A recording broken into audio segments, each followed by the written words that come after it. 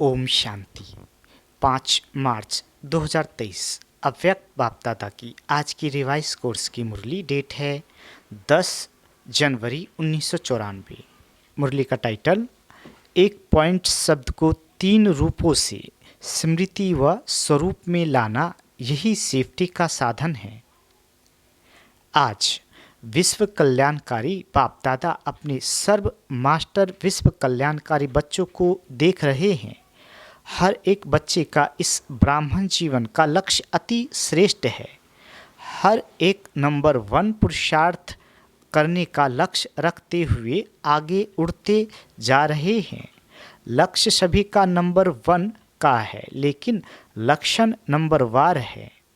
तो लक्ष्य और लक्षण दोनों में अंतर क्यों है? ज्ञानदाता बाप भी एक है, योग की विधि भी एक है, दिव्य गुण धारण करने का सहज प्रत्यक्ष प्रमाण साकार ब्रह्मा बाप भी एक है, सेवा के साधन और सेवा की विधि सिखाने वाला भी एक है।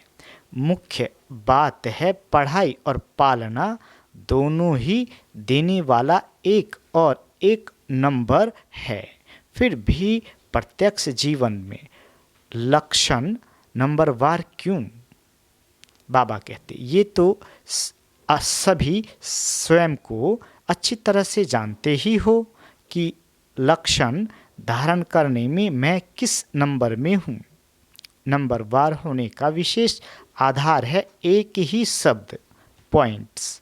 बाबा कहते पॉइंट्स स्वरूप को अनुभव करना, दूसरा कोई भी संकल्प बोल व कर्म व्यर्थ है, उसको पॉइंट्स लगाना अर्थात बिंदी लगाना। तीसरा ज्ञान की व धारणा की अनेक पॉइंट्स को मनन कर स्व प्रति व सेवा प्रति समय पर कार्य में लगाना। तो शब्द एक ही पॉइंट्स है, लेकिन तीनों स्वरूप की पॉइंट्स को समय पर स्मृति में स्वरूप में लाना, इसमें अंतर पड़ जाता है। स्मृति सबको रहती है, लेकिन स्मृति को स्वरूप में लाना इसमें नंबर वार हो जाते हैं। कई बार बाप दादा सभी बच्चों को देखते हैं कि स्मृति में बहुत होशियार होते हैं, ऐसा होना चाहिए, वह सोचते भी रहते हैं ये राइट है, ये रॉन्ग है। ये ज्ञान भी इमर्ज होता है। ज्ञान अर्थात नॉलेज, और नॉलेज इज लाइट। बाबा कहते नॉलेज इज माइट कहा जाता है। तो जहाँ लाइट भी है माइट भी है वहाँ ये होना चाहिए, नहीं होता। क्या सोचते हैं कि बाप दादा ये कहते तो हैं, बनना तो है, ज्ञान तो ये है, लेकिन उस समय मेरे में क्या है वह चाहिए में ही रह जाता है।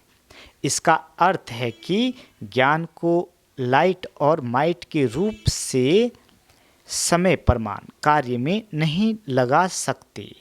बाबा कहते इसको कहा जाता है स्मृति में है, लेकिन स्वरूप में लाने की शक्ति कम है। जब लाइट अर्थात रोशनी है कि ये रॉन्ग है, ये राइट है, ये अंधकार है, ये प्रकाश है, ये व्यर्थ है, ये समर्थ है, तो अंधकार समझते भी अंधकार में रहना, इसको ज्ञानी व समझदार कहेंगे? ज्ञानी नहीं तो क्या हुए? भक्त व अधूरे ज्ञानी। बाबा कहते रॉन्ग समझते भी रॉन्ग कर्मों के व संकल्पों के व स्वभाव संस्कार के वशीभूत हो जाए तो इसको क्या कहा जाएगा? उसका क्या टाइटल होना चाहिए? बाप दादा समय की गति को देख सभी बच्चों को बार बार अटेंशन दिलाते हैं।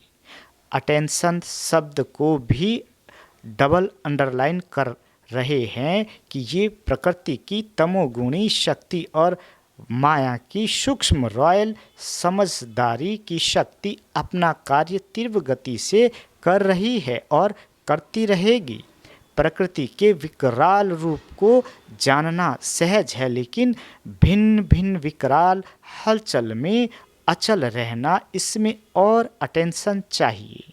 बाबा कहते माया के अति सूक्ष्म स्वरूप को जानने में भी धोखा खा लेते हैं।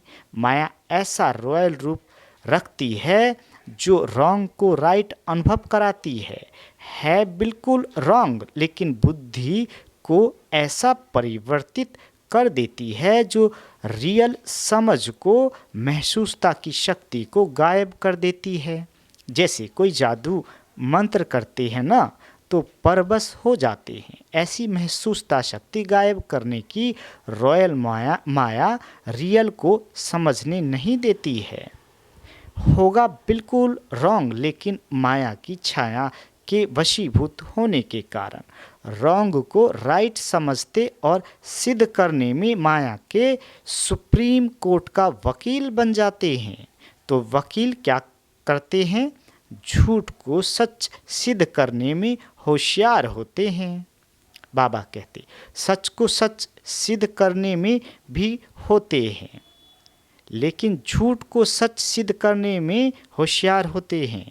दोनों में होशियार होते हैं। इसलिए बाप दादा अटेंशन को डबल अंडरलाइन करा रहे हैं। महसूसता शक्ति को परिवर्तित करने की सूक्ष्म स्वरूप की माया की छाया से सदा अपने को सेफ रखो, क्योंकि विशेष माया का स्वरूप विशेष इस स्वरूप में अपना कार्य कर रहा है। समझा? अभी क्या करेंगे? अच्छा, बाबा वरदान देते, एक बाप के लव में लवलीन रह सर्व बातों से सेफ रहने वाले माया प्रूफ भवा। विस्तार बाबा कहते जो बच्चे एक बाप के लव में लवलीन रहते हैं वे सहज ही चारों ओर के वाइब्रेशन से, वायुमंडल से दूर रहते हैं, क्योंकि लीन रहना अर्थात बाप समान शक्तिशाली सर्व बातों से सेफ रहना। लीन रहना अर्थात समाया हुआ रहना। जो समाये हुए हैं वही माया प्रूफ है। यही है सहज पुरुषार्थ। लेकिन सहज पुरुषार्थ के नाम पर अलबेले नहीं बनना। बाबा कहते अलबेले पुरुषार्थ का मन अंदर से खाता है और बाहर से वह अपनी महिमा के गीत गाता है। आज का स्लोगन, पूर्वजपन की पोजीशन पर स्थित रहो तो माया और प्रकृति के बंधनों से मुक्त हो जाएंगे। अच्छा, चारों ओर के बाप दादा की महावाक्य सुनने और धारण करने वाले छात्रक बच्चों को सर्व सब्जेक्ट को स्मृति के साथ स्वरूप में लाने वाले समीप आत्माओं को, सदा ज्ञान के हर बात को लाइट और माइट के स्वरूप से कार्य में लगाने वाले श्रेष्ठ आत्माओं को, सदा लक्ष्य और लक्षण समान करने वाले बाप के ज्ञानी तो आत्मा बच्चों को, सदा बाप की छत्र छाया में रहने वाले माया की छाया से सेफ रहने वाले, जानना और पहचानना दोनों की विशेषता को जीवन में लाने वाले ऐसे विशेष आत्माओं को बाप दादा का याद प्यार और नमस्ते।